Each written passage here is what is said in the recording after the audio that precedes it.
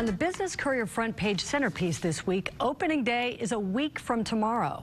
Cincinnati fans are no doubt excited about the new season, but many have spent the long, cold winter wondering about the team's future. That's because while hoping for a return for the glory days, local baseball chatter this winter has actually been about all payroll all the time. Since pitcher Homer Bailey signed his mega deal in February, the Reds are now committed to an eye-popping $415 million for just 4 players. The Reds' annual payroll is estimated to be about $106 million. That's projected 13 out of the 30 major league teams.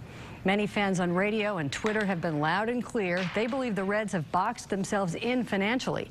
Even some experts were stunned. David Cameron, analyst at baseball website Fangraphs, said on Twitter, "I still cannot wrap my head around that Bailey contract. Totally preposterous." Baseball payroll experts, however, say the Reds are doing exactly what they should. They say owners are not compromising real financial flexibility.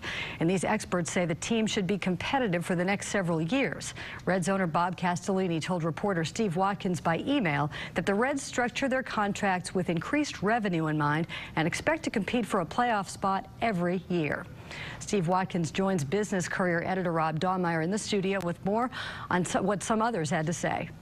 Peg, thanks. Steve, thanks for being here. Sure, glad to be here. Why were fans concerned to begin with? The Reds have spent some money lately, but as you heard, all week and on the Twitter, fans just didn't buy that. Yeah, it's interesting. The fans seem to never be happy. If the Reds hadn't spent this money, I think the fans would have been up in arms that they're letting all their stars go. So you can't make everybody happy. But the two issues are that they do have a lot of money committed. As Peg said, it's over $400 million. That's a huge sum, especially for a small market team.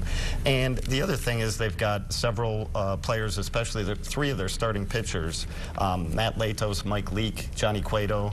They all stand to be free agents after next season, after 2015. That means their contracts are going to go up, and fans are worried. Can they keep the core of the team together and re-sign at least most of those guys? So we are a small market team, one of the smallest. Our payroll is in the top half of baseball, though. How are the Reds going to be able to do all this? Why is it that they've been able to sign those players and then theoretically sign some of the other ones? Yeah, well, that's the good news. And a lot of the people I talked to said, fans should just settle down, relax, and enjoy the fact that the Reds have committed money and kept these stars. There's a few things there. One is, even 2 years from now, when a lot of these salaries escalate, the Reds still have $64 million committed to these 4 players. Right. Sounds like a lot, but the St. Louis Cardinals have $72 million. So, comparatively, it's not that bad.